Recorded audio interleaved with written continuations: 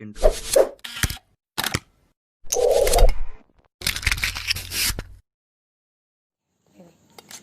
Assalamualaikum warahmatullahi wabarakatuh. Good evening guys. Let me introduce myself. My name is Wuniati, you can call me Wuni, and I'm in 5th semester English Education Department. And I'm sorry guys, because my voice is not clear.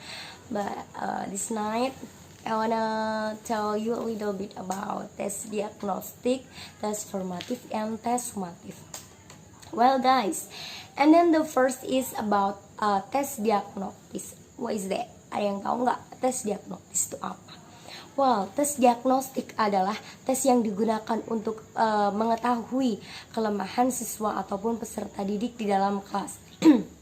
Nah, mengapa sih harus dilaksanakan tes diagnostik tersebut? Nah, karena setiap siswa itu memiliki kelemahan ataupun kesulitan masing-masing. Di dalam setiap kelas itu banyak memiliki sifat yang berbeda-beda, seperti mempunyai kelemahan dan kelebihan. Nah, di sini ini akan menganalisis tentang kelemahan siswa. Nah, maka dari itu penting dilakukan tes diagnostik tersebut dalam rangka memberikan bimbingan dan bantuan kepada para peserta didik yang akan mengikuti program tersebut. Ya, well guys, gimana sih tips untuk melakukan tes diagnostik tersebut? Nah, yang pertama yaitu dilakukannya terhadap calon siswa yang akan mulai mengikuti program. Jadi, ketika ada siswa yang ingin mengikuti program dan dia itu lebih dari satu kelas, nah maka dari itu perlu dilakukan tes diagnostik, yang mana kita akan memilah dan memilih dari siswa tersebut mana yang mempunyai kelemahan ataupun kelebihan yang tersendiri. Jadi dari situ kita bisa melakukan tes diagnostik untuk memisahkan antara kelas A dan kelas B.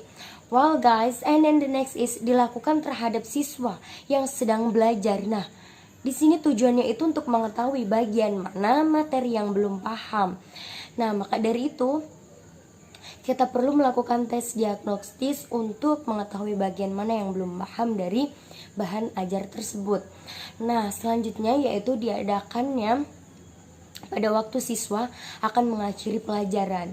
Nah, dengan tes ini guru akan mendapat ataupun mengetahui tingkat penguasaan siswa terhadap materi tersebut. Nah, tes ini dapat dilaksanakan secara lisan maupun tertulis. Nah, kita juga bisa mengcombine atau mengkombinasikan antara tes lisan dan tes tertulis. Well guys, nah dalam tes diagnostis ini ada penilaiannya. Penilaiannya itu adalah penilaian yang bertujuan untuk mengetahui kelemahan-kelemahan siswa serta faktor-faktor penyebabnya. Nah, maka dari itu tujuannya yaitu dilaksanakan penilaian ini semacam untuk keperluan bimbingan belajar ataupun pengajaran remedial dan lain sebagainya. Baiklah, itulah tes diagnostis. Nah, yang selanjutnya, well guys, and then the next is about tes formatif. Tes formatif ini maksudnya yaitu untuk mengetahui sejauh mana siswa telah mengikuti proses belajar atau setelah mengikuti program tersebut. Nah, tes formatif ini biasanya dilaksanakan di tengah-tengah perjalanan. Di tengah perjalanan program, ya ketika di tengah-tengah proses belajar mengajar itu guys. Nah, tujuannya itu untuk apa sih? Nah, tujuannya itu untuk mengetahui, untuk mengontrol kemajuan belajar siswa selama proses berlangsung. Nah, dan untuk memberikan umpan balik untuk penyempurnaan proses pengajaran tersebut. Nah, jadi tes formatif ini yaitu tujuannya itu untuk umpan balik guys. Nah, di dalam tes formatif ini ada manfaatnya, yaitu ada manfaat untuk siswa, guru, bahkan ada yang untuk program juga. Nah, Yang pertama yaitu untuk siswa. Nah, manfaatnya itu untuk mengetahui apakah siswa sudah menguasai materinya secara menyeluruh atau belum. Dan ini merupakan penguatan bagi siswa dan merupakan usaha perbaikan juga dan sebagai diagnostik. Nah, yang selanjutnya yaitu manfaat untuk guru. Nah, manfaat untuk guru ini untuk mengetahui sampai sejauh mana materi yang telah diajarkan. Nah, itu sudah dapat diterima seluruhnya atau belum. Nah, yang selanjutnya yaitu manfaat untuk bagi program. Nah, apakah program yang telah diberikan ini merupakan program yang tepat dalam arti sesuai dengan kecakapan siswa atau belum? Nah, yang selanjutnya yaitu apakah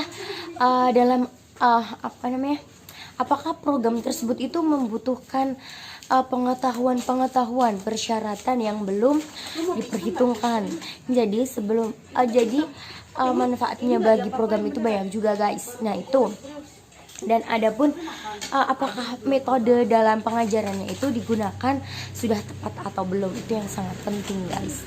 Nah, tes ini tuh diadakan oleh guru pada akhir pelajaran, sebenarnya bukan untuk mencetak nilai lulus atau tidaknya, tetapi hendaknya itu dijadikan pelajaran ataupun dijadikan dasar untuk mengadakan perbaikan dalam proses belajar mengajar selanjutnya. Jadi perlu dievaluasi lagi.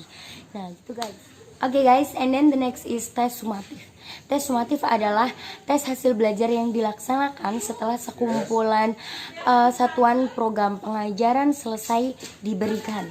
Nah, tes sumatif ini dilaksanakan setelah berakhirnya pemberian sekelompok atau sebuah program yang lebih besar. Nah, tujuannya itu apa sih?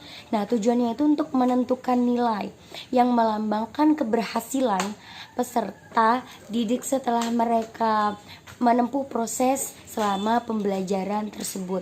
Nah, manfaatnya itu apa aja sih manfaat dari tes sumatif? Nah, manfaatnya yaitu 1. Untuk menentukan nilai.